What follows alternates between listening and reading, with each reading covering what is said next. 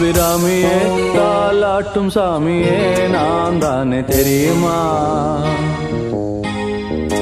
சிவகாமியே சிவனில் நீயும் பாதியே அதுவும் உனக்கு புரியுமா?